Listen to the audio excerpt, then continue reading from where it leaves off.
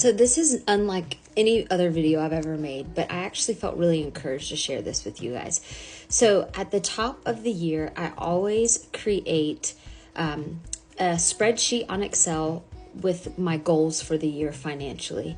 And I was coming here to do that again. Not only do I create this goal spreadsheet, but I also go through, like, if my work gave a 1% or 2% pay increase, I'll add in those new numbers. Or if a bill went up, like from last year, or if I got a new bill from last year. So like obviously with purchasing a home, I've got homeowners insurance now. Like I've got all these additional payments that I didn't have when I was renting an apartment. So I had to, at the beginning, like January 1, I was in this Excel spreadsheet and updating those new payments that I have to make. But alongside the initial every month, what's going out, what's staying in, I always do a goal spreadsheet for the entire year.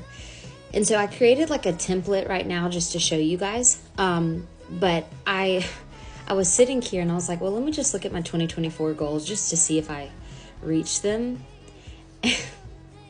And I'm baffled at the fact that I did. There were 3 big things that I wanted to accomplish in 2024. And I remember at the start of 2024 writing these goals down, thinking, it's been 2 years I've been wanting to get a house now. So like my 2 previous spreadsheet years that I was trying to save for a house and get a house, like I think I was very defeated when I entered into 2024. Like, I don't even know how this is going to work, but I'm going to do my very best. And I would say it was not only the right timing, but it was also my diligence to stick to my goal. And let me say, this is the first year, though, that I had a spreadsheet goal. I had thoughts in my mind, 2022, 2023, like, oh, I'd love to get a house. But I had not, like, written it out in terms of financially, like, the details of it. I had just kind of, like, written it on my vision board, which I can link that video here. I think that's very important. I actually feel like it's kind of like a part 2 to the vision board, because not only do I have that vision board with prayers and vision and what I'd like to see in my life, but I also do this goal spreadsheet now that I started it, like I said, in 2024. Well, let me tell you, in 2024, when I started this goal spreadsheet, everything was accomplished. So like I said, there were 3 big things. The first one was to pay off a $6,500 loan. Did not know if it was possible. The year prior, 2023, I paid off half of that loan. And it took forever, it felt like, in 2023. But in 2024, I was like, I'm going to pay off the rest of this loan. The next thing I'm going to do is save money for the editor, because I wrote a book, if y'all don't know. And I had to pay the editor a certain amount of money. So my next goal, so January to March, it was pay off the loan. April to June, it was to pay for the editor. And from July to December, it was to save for a house. Okay, that was the goal. In March, you can go back on my Instagram stories or posts and see there's a post in March, I believe, where I posted paid off the loan in March. The editor was less than I budgeted for. I had budgeted $3,000 more than what she charged me. So I had an extra $3,000, right?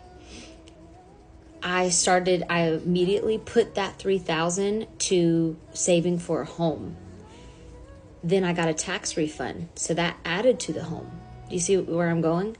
And based off of my goals, I was already ahead from what I budgeted. And as you all know, June, I ended up buying a home. So my goal was December, and surprising myself, it was June.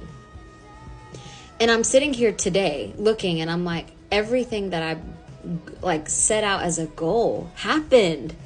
So I just think it's really important that you guys do this. And so I'm going to show you a template of what I did for 2024 and how I'll do it for 2025. Okay.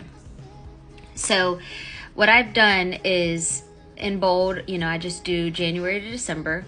I do my tax refund here because I tend to do my taxes like around April or May, and then I get that refund like in the summer. So I could technically move that up a notch. But anyways, so what I do is I say save a certain amount of money for whatever it's for.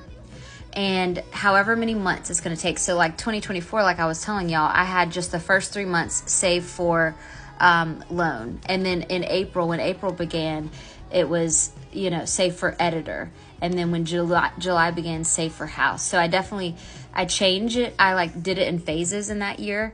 But you could do it however you see fit. So if it's just for the whole year, you're wanting to save for a house or save for a car, then this is the way you'll do it. And then at the very end, you'll see I should have this amount for this amount or for whatever it is. Also include that tax refund in the center. So if you've already got, let's say you've got 6,000 or something saved, then you add in that tax refund. Let's say it's 2,000. So then you have 8,000 to continue forward on your list.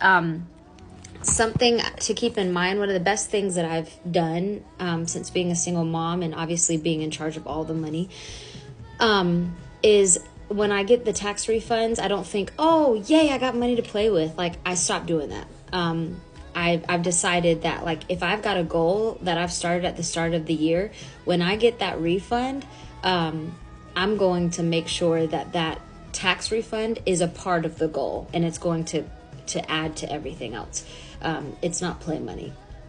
So I've just now written my 2025 goals, and I would love to be surprised like I was last year, but I don't know how it's going to play out because I have this one in phases as well. So I have this year set in 3 phases, and one of the big things that I'm trying to purchase is a car. So come back in a year and we'll see if it worked out again. But I have been driving the car that I have since 2017. So yeah, 2017 or 2018. I think 2018. No, 2017. I've been driving it since 2017. So it's been almost 10 years. And it's just time for a new one. The car, I've paid it off. I've paid off the car. That was a goal that I had one year. That was before I started this spreadsheet. And so that was a big accomplishment, but it was in 2024 when I realized, why am I not writing this down? It's all up here.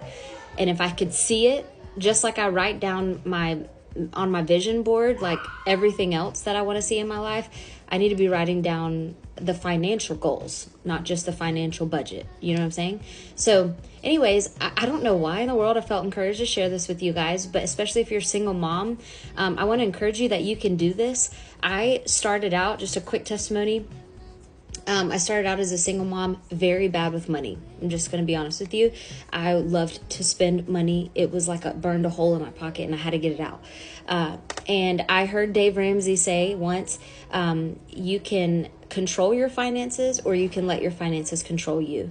And so about 10 months into living in Nashville, I had a scare.